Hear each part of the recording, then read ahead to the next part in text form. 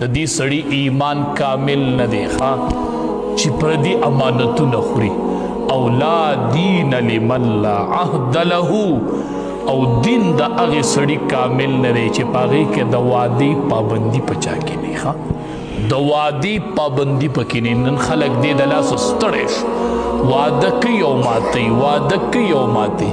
څوک اړو د چا په خوله یقین نشي، څوک ورته بیا وایي قسم وکړه، څوک ورته وایي طلاق وکړه.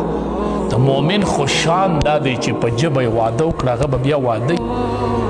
یو صحابي وایي نبي کریم صلی الله علیه وسلم سره زما معامله راغله، نبی علیه السلام ته لا نبوت نو میلاو شوی، د نبوت نه مخکې خبره ده، زما ورسره څه معامله راغله، نو په می څه څیز واخیستېده قرض.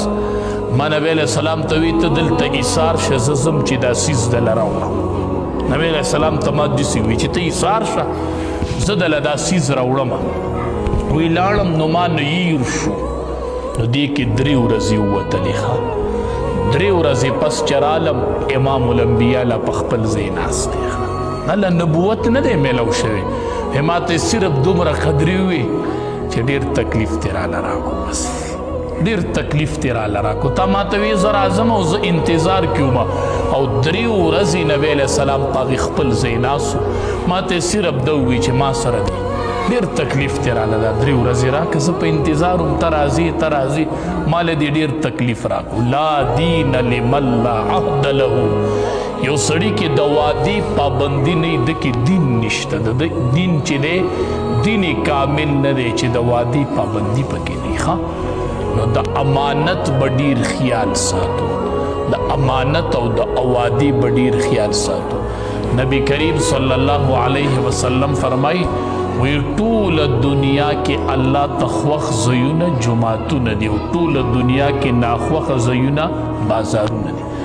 دا ولې ناخوښه ځایونه بازارونه دي؟ دوکه په بازار کې کېږي، دروغ په بازار کې کېږي، قسمونه په بازار کې خوړی شي. بازارونو کې ډېر ټیمونه مه وباسئ، د دې سره د سړي د عباداتو هغه تازګي ختمیږي. بازار کې ډېر ټیم مه وباسئ، بازار کې په وس 4 ډوډۍ مه خورئ، او دې کې ډېر قسمونه او دوکې خوړي، دوکې پکې، قسمونه یې پکې. نبی کریم صلی الله علیه وسلم راغی، داسې غله پرته وه، داسې غله وه، نبی علیه السلام پکې داسې لاس دنده کو جو دنده پکې لونوالی و. نبی علیه السلام مالک را ووی راشه، ما هذا یا صاحب الطعام، دا څه دی ای خوراک والا، دا څه دی دې کې دا لونوالی ولې دی؟